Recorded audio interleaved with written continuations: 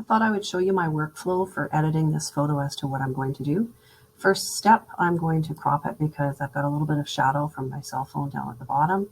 So I'm going to draw my box around the part that I want to keep.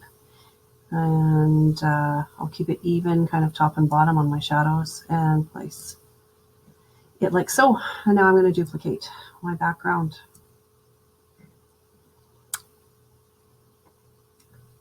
First thing, I think I want to keep this photo color. I did my last one black and white, so I'm going to keep it color. If you want to convert it to black and white though, you go to your layer and a new adjustment layer, and you would first off convert it to black and white. I'm going to leave it color, so my next step would be, of course, to go to my levels. And you can see that I've got quite a lot of flat piece at the left-hand side here. There is no real auto button in Photopea, but I'm just going to drag it down and really bring back some of that golden kind of a color to it. So I'm going to bring down my dark points. I'm going to bring my white points in. And I'm going to adjust my midtones a little bit just to really make this thing shine and be punchy. That's what I'm going to do as far as my levels go. Now you've got lots of adjustments here in Photopea, just like you do in Photoshop. So you could do things like brightness, contrast on your image if you want to. Exposure is an overall exposure. And if your whole photo is too dark or too bright, then I would use exposure, but mine is not. If I were to do exposure now, I would get a really washed out background on it. You're used to maybe doing a little bit of vibrance on it or some hue and saturation for it. So go ahead and play around with some of those things that are in there. I also like curves, and curves is something that you haven't used yet before. So I'm just going to show you how curves works.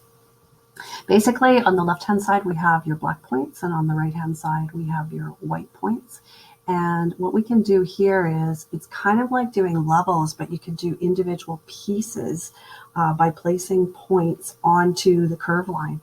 So as an example, if I wanted to just work with these really dark colors, the real blacks that are, in this section of my fork, I would maybe put a point about here, and then I can just adjust that and make it a little bit brighter. And I'm looking at my dark colors, but then I'd want to maybe bring down these midtones again, so I could click another point in the line here and I could just bring down those midtones again. The thing that you don't want to do with curves, you never want to have a flat line and you never want to have a downhill. So I would completely ruin my photo example if I went downhill like this, where that curve line goes down. You always want to keep an uphill slope onto things. And then again, I could do it several times if I wanted more, or I could just bring this white point. If I want it to be a little bit dimmer on my whites, I would just grab that and I would bring it down ever so slightly. Photopea doesn't like what I'm doing right now, but you can see that I'm just taking the whole image down, all the light tones. I shouldn't say it's the whole image, it's all the light tones. And so you can edit how you would want your photo to go. It seems like as soon as I get past the edge there, it kind of goes weird on me. So that's curves, that's how that works. And new adjustment layer. I think I'm going to do a little bit of contrast on this one. I just want to punch it up a little bit. And so I'm just going to increase my contrast a little bit.